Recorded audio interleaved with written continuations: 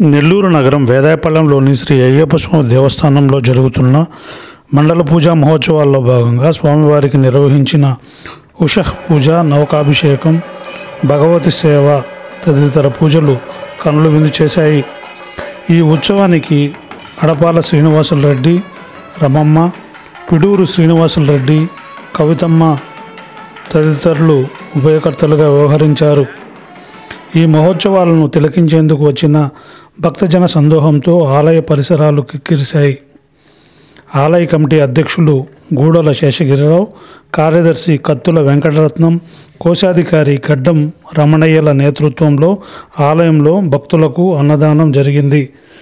ఈ అన్నదాన కార్యక్రమంలో అయ్యప్ప మాలధారణ భక్తులతో పాటు వివిధ ప్రాంతాల నుంచి భక్తులు అధిక సంఖ్యలో పాల్గొన్నారు.